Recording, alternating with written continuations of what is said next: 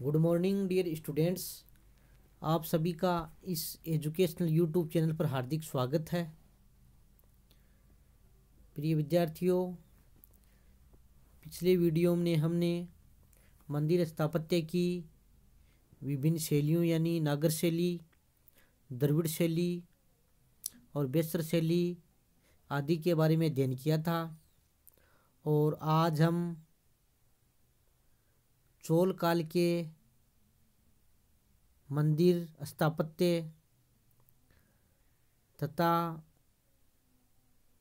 उनकी विभिन्न विशेषताएं आदि के बारे में चर्चा करेंगे। जैसा कि आपको बताया जा चुका है कि चोल काल में भी जो मंदिर बने हैं वो द्रविड़ शैली के अनुरूप ही हैं। भारत में मंदिर स्थापत्य कला की 3 शैलियाँ थी: नागर शैली, द्रविड़ शैली और बेसर शैली। दक्षिण भारत में जो मंदिर स्थापत्य की शैली विकसित हुई वह द्रविड़ शैली है। और ये जो द्रविड़ शैली है उसी के अनुरूप चोल काल के मंदिर भी हैं। चोल काल में पल्लवों द्वारा प्रारंभ की गई द्रविड़ मंदिर स्थापत्य कला अपने उन्नति पर पहुंची और द्रविड़ शैली का चोल काल में पर्याप्त विकास हुआ। उस समय मंदिर हैं वो आर्थिक, सामाजिक एवं सांस्कृतिक गतिविधियों के केंद्र थे। और चोल काल में कई अच्छे मंदिरों का निर्माण हुआ। चोल काल के मंदिरों की प्रमुख विशेषताएं इस प्रकार हैं। पहली बात तो यही है कि वो जो मंदिर हैं वो द्रविड़ शैली के अनुरूप बने हैं। दूसरा है कि ये जो मंदिर हैं वो विशाल प्रांगण के मध्य बनाए जाते थे। उनका निर्माण है वो विशाल जो आंगन होता था उनके मध्य में किया जाता था। जैसे तंजौर का वृद्धेश्वर मंदिर है। इन मंदिरों में वर्गाकार गर्भगृह व चारों ओर से ढका हुआ प्रदक्षिणा पथ होता था। चोल काल के मंदिरों का जो शिखर है वो पिरामिड आकार का होता था। ये भी एक विशेषता है उनकी। इसके अलावा जो चोल काल के मंदिर हैं उन पे ऊंचे शिखर होते थे। शिखर का निर्माण ऊंचाई के स्तर पर किया जाता था। तो इस प्रकार ये चोल काल के जो मंदिर हैं उनकी प्रमुख विशेषताएं हैं। चोल काल के जो कलाकार थे वो अपनी कला में पारंगत थे और उन्होंने काफ़ी मंदिरों का निर्माण किया था। उस समय मंदिरों के निर्माण में ईंटों का भी काफ़ी प्रयोग किया गया। और चोलकालीन कला का प्राचीन भारतीय इतिहास में अपना महत्वपूर्ण स्थान है। उस समय के विभिन्न मंदिरों में कोरंगनाथ का मंदिर प्रसिद्ध है। परांतक प्रथम के समय का सबसे प्राचीन मंदिर त्रिचनापल्ली जिले के श्रीनिवासनल्लूर नामक स्थान में है। ये जो कोरंगनाथ का मंदिर है, इस मंदिर की कुल लंबाई 50 फीट है।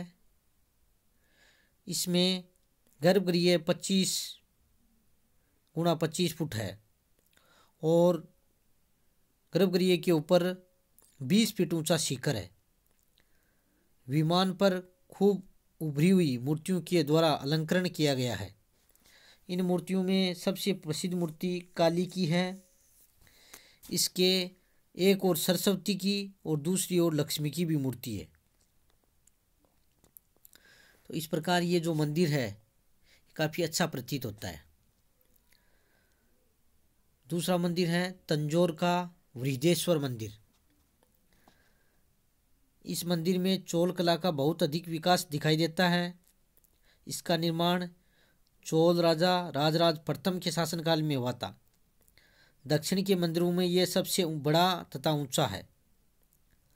इसका मुख्य भवन 180 फीट लंबा है। पिरामिड के आकार का इसका विमान मंदिर से 190 फीट ऊंचा है। ऊंचे शिखर यानी ऊंचे विमान भी ये जो चोल काल के जो मंदिर हैं उनकी चोल काल के मंदिरों की प्रमुख विशेषता है। इस मंदिर के 4 भाग हैं: गर्भगृह, मंडप, अर्धमंडप और बहिर्भाग। सारा मंदिर एक 4 दीवारी के भीतर बना है और इसका गोपुरम यानी प्रवेश द्वार पूर्व में है। इस प्रकार कला की दृष्टि से यह मंदिर बहुत ही उच्च कोटि का है। द्रविड़ कला के मंदिरों में संभवतः ये सर्वश्रेष्ठ है। गंगैकोंडचोलपुरम का मंदिर। इस मंदिर का निर्माण राजेंद्र प्रथम के शासनकाल में हुआ था। इसकी शैली तंजौर के मंदिर के समान ही है। इसलिए जो विद्वान इतिहासकार पर्सी ब्राउन ने इसे तंजौर की संगिनी की संज्ञा भी दी है। दोनों में अंतर केवल अलंकरण का है। यह मंदिर आयताकार है जिसकी भुजाएं 340 गुणा 100 फीट है, जिसका शिखर 150 फीट ऊंचा है। इस मंदिर के भी जो भाग हैं वो गर्भगृह, अंतराल, मंडप, अर्धमंडप और बहिर्भाग हैं। इसका मंडप 175 फीट लंबा और 95 फीट चौड़ा है। गर्भगृह वर्गाकार है जिसकी प्रत्येक भुजा 100 फीट है। इस प्रकार इस मंदिर में चोलकालीन कला की जो प्रमुख विशेषताएं हैं वो अच्छी प्रतीत होती हैं। त्रिभुवनेश्वर मंदिर है।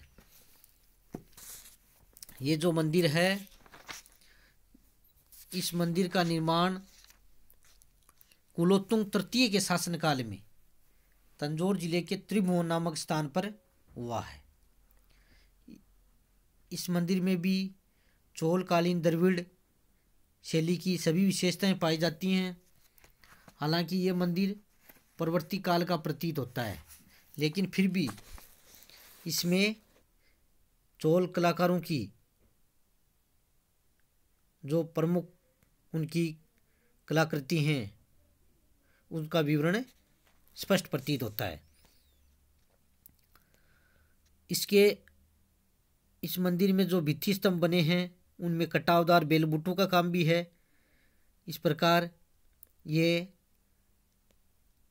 बहुत ही अच्छा मंदिर प्रतीत होता है। इसके अलावा तंजौर जिले में दारासुरम नामक स्थान में भी ऐरातेश्वर मंदिर है। इसमें भी एक मंडप एक रथ की आकृति पर बनाया गया है। यह मंदिर भी चोलकालीन मंदिर माना जाता है, दारासुरम का ऐरातेश्वर मंदिर। तो इस प्रकार आज हमने चोल कला के मंदिरों की प्रमुख विशेषताएं तथा उन मंदिरों का जो विस्तृत चर्चा की है। इस वीडियो को सुनते समय आपको नोटबुक और पेन भी साथ रखा करो ताकि आप महत्वपूर्ण बिंदुओं को नोट कर सको और होम असाइनमेंट जो दिया जा रहा है उसको भी आप हल किया करो। इसी के साथ साथ बहुत बहुत धन्यवाद।